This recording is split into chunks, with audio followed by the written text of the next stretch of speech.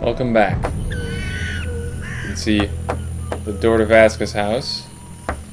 And what I referred to as her harem in the last installment is actually all the men of the village. Well, not all the men, there's still some standing around, but many men of the village pouring out of the huts and heading back to the clay pits to work. The YouTube thread mentioned a bit about how the character models get reused in this game, and wow, there's pretty much no better place to see that than right here. It looks like a bunch of balding Teletubbies going to work. But we have work of our own to do. Checking our map, we can see we have the stone golem to go check out, Gramps' hut. Now here in the middle of nowhere we can see an obelisk with a funny name. There are obelisks we've seen in other positions as well, next to that altar. Let's go check one out and see if it can maybe give us any insight as to why we've got all these crazy people spouting. Ten omszały obelisk wydaje się starszy niż bagna. Szkoda, że nie rozumiem run, którymi jest ozdobiony. Spouting out H.P. Lovecraft style sayings every so often. So, it looks like it operates the same way as a shrine. There's a hint on this page that will tell you exactly how to operate it, and I will give you until the end of this sentence to figure out what that hint is. If you notice up in the quest items, one of our Sephira is lit up, and it's got the same name as the obelisk. Sefira połączyła się z obeliskiem. Widać, stare zaklęcia wciąż działają. And if you were looking at the quest text at the bottom of the screen, you may have noticed that it said we have to put the rest of the Sephira in the rest of the obelisks. And that's how we'll eventually gain entrance to the tower. If we check our map now, we can see that all the obelisks are marked. We don't have all the Sephira, so it's not really worth going and exploring all of them yet. What we will do is we'll go take a look at the stone golem and go visit Gramps. He had potion recipes, and he said he had some books for us to look at, so he may have good stuff. So we find ourselves in the small islands region, basically just a large swampy expanse between us and the stone golem. And if we look around a little bit, maybe we can't quite see it from here. We may be able to catch a glimpse of the wizard's tower at some point. Yeah, but mostly we just got a whole bunch of baddies out here. When I say a whole bunch, I mean a whole bunch. But we can actually... they're sort of the evil Teletubbies if you look at them all as a group. But we can take advantage of the fact that blizzwiggers explode.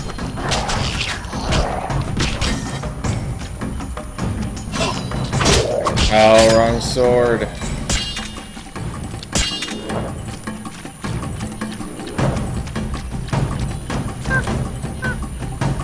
Would you do what I tell you? Alright.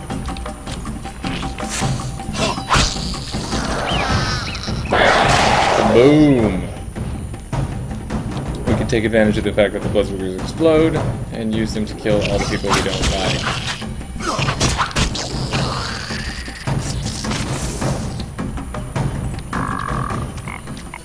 Plus, another nice thing about the blitzwiggers is that they often drop Abomination Lymph, which gives us Cabrith, which we were running low on, and Vermilion, which we never had before, so we'll be able to make some new potions. Transfer all those and take one of our swallows to keep us healthy as we work our way out towards the golem.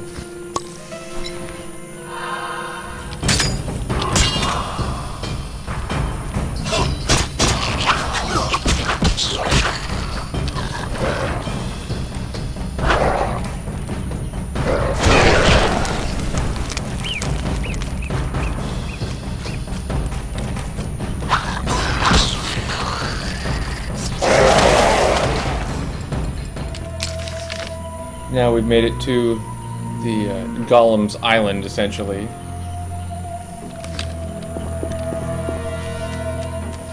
Corpse up here. There's an island full of bloodswiggers to the south. A corpse is always a good sign that you're in an area where things aren't safe. In fact, things really aren't safe here. The golem, the pylons, all that stuff. Te olbrzymy wyglądają, jakby zastygły nagle w trakcie wykonywania jakiejś pracy. To musiało stać się dawno temu. Yeah, definitely a lot of scary looking stuff around here. It's just generally the best idea is to just not touch anything.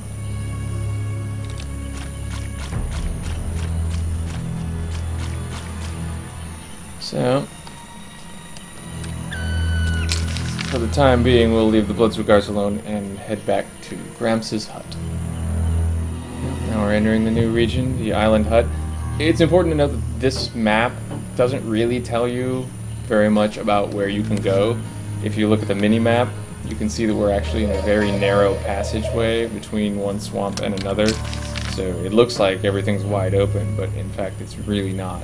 You have to watch the mini-map carefully because it's easy to think you can just run straight from one point to another, but you may find that your route is a lot more circuitous than you were hoping.